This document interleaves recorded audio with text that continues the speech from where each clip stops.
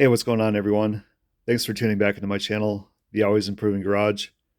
Today I wanted to talk about impact drivers. I have a few of them here. I've used them for a bunch of different things, and I've learned a bit about them, so just wanted to share with you guys. So, if you're brand new to impact drivers and you're like, well, what the heck is an impact driver? What does that even mean? So, impact driver uses a 1/4 inch and it's a hex end. All four of these have the same style. So with that, you can do a bunch of different things actually. Like say if you wanted to just drill something, you could. You get drill bits that have the 1/4 inch hex end. They'll go right in. If you want to put sockets on it, no problem. It's a 1/4 inch hex to 1/4 inch drive adapter. This one I believe goes to like a 3/8 socket. Yeah. So all these impact drivers are really good. It just depends what you want to use them for. So over here we have a DeWalt. This is the DCP 815. The battery is not fully charged on this one, so this isn't really a fair comparison, but I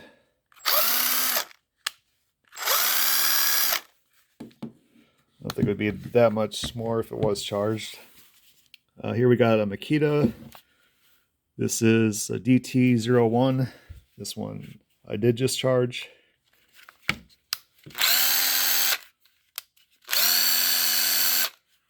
There's that. Here we have the Milwaukee Fuel. So this has the brushless motor. This is the 3453-20.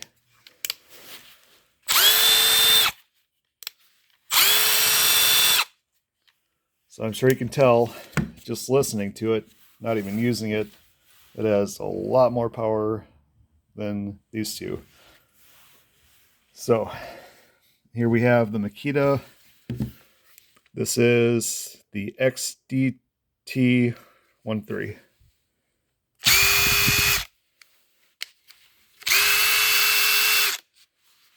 That one is fully charged. You can see that there. Yeah. Okay, so these two I'd say are fine for like putting together, like cabinets and stuff like that where you don't really need a lot of power.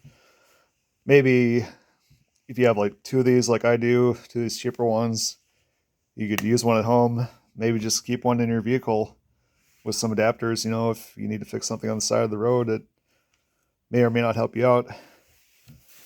The Milwaukee, I like using this one for automotive work because it has a lot of control, and so you can adjust those modes along with having the variable speed, and it has the 3 LEDs.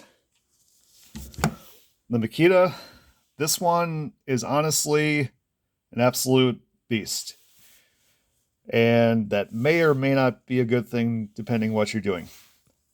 I've actually broken more than one or two, like say just those typical zinc plated bolts, not the real big ones. Just this thing, once it gets going, it just hits really hard. It's actually hard to control it, in fact. So you're telling me, oh, you should have just went easy on it.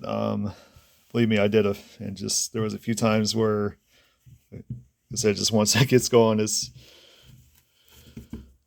happens so fast. This thing will break some bolts if you're not careful. I'm just giving you a warning.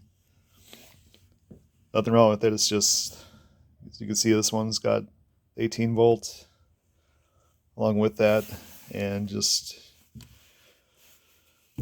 no speed control, unlike Milwaukee it has up there. So if you get this one, don't really recommend it for like doing automotive work per se, because you'll probably find yourself breaking more bolts than it's worth. So use this one for things more like deck screws. Maybe if you need to install a bunch of leg bolts, because I have no doubt this thing can do it. I've seen the videos, even though I haven't personally needed to do a bunch of leg bolts. That's something you can absolutely do with an impact driver. So really, I like all these. Just depending on the purpose, you may or may not need, one depending on what you need to get done. So impact drivers, tool I really like having, like say this Milwaukee, working on a car, you're going to do an oil change, and it's got one of those splash shields, with the 10 or 15 or however many 10 millimeter bolts or whatever you got to remove. This is the perfect tool for things like that. It's great for removing like valve covers. It's got a bunch of 8 or 10 millimeters on them, or doing interior work, things like that. The Makita, just out of curiosity, one day I actually put the half-inch socket adapter on it, and I tried taking the lug nuts off my Trailblazer, which is a 2005 Trailblazer, and it did it. And it honestly did it without putting out much of a fight, like say 3 seconds. And yeah, so this is a very powerful impact driver, to the point that you may not even need / want it. I don't use this one very much for what I do. I mostly do automotive work, so I stick with the Milwaukee. And like I said, these two here are fine just for like putting together light duty things, or maybe if you just want something just to keep in your vehicle, because you can get these things for either free or next to nothing these days, these older ones. So yeah, all these, this one actually, for being so old, the lights are actually really good. It's got the 3 lights just like the new Milwaukee. That's pretty amazing, actually. May not be exactly as bright, but yeah, it's pretty cool. Give DeWalt props on that there. This Makita, it's light's not as good as the DeWalt. Power's similar. Definitely feels heavier. It's probably lasts longer or something like that.